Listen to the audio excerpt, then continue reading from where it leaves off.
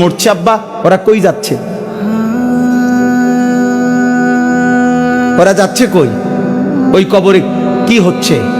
আহ, খোদার কসম, নবীজি বলছেন কোন কবরে নাফরমানকে যখন নেওয়া হয়, আমি নিজে এই হাদিস পড়াইছি, আল্লাহ নবী সাল্লাল্লাহু আলাইহি সাল্লাম বলে কোন পাপীকে যখন কবরে নেওয়া হয়, কবরের ভিতরে না, কবরে নেওয়া হয় যখন, তার লাশ যখন কাঁধে নেওয়া হয়, এই কাঁধে অবস্থায় নাফরমান আর পাপী আপন স্বজনরা যখন তার লাশ কাঁধে নেয় ঘাটের মধ্যে, আল্লাহর কসম নবী বলে সে এমন বিকট চিৎকার করে, ইয়া ওয়াইলাতা ইয়া লাইতাহা, হে আফসোস আমার স্বজন, আমার ইলা আইনা কাদ্দামতুমুনি, আরে ফুত তুই আমারে কই নিচ্ছিস? আমার সন্তান,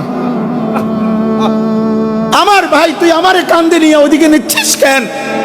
ওনে আমারে মাইরা ফেলবে তো, আমারে কবরে দিস না রে আব্বা, আমারে কবরে দিস না, আমারে তো ফেরেশতা মাইরা ফেলবে,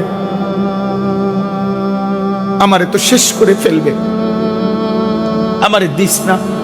এইভাবে স্বজন নিজের স্বজন ডাকে যে, কারণ আপন জনরাই তো লাশ কাঁধে নেয়, আপন জনদেরকে ডাক দে, আব্বা এটা করিস না, আব্বা আমারে নিস না ওইদিকে। আল্লাহ নবী বলেন পৃথিবীর সমস্ত মানুষ যদি একসাথে শুনতো, এক মাঠে দাঁড়াইয়া একত্রে, খোদার কসম নবী বলছে আদম থেকে ইসরাফিলের ফু পর্যন্ত সমস্ত মানুষ যদি এক মাঠে থেকে একবার জীবনে এই পাপীর চিৎকার একবার শুনতো, আল্লাহ নবী বলেন লাসাইকা, তাহলে সমস্ত মানুষ একসাথে চিৎকার দিয়া ভুশ হয়ে যায়।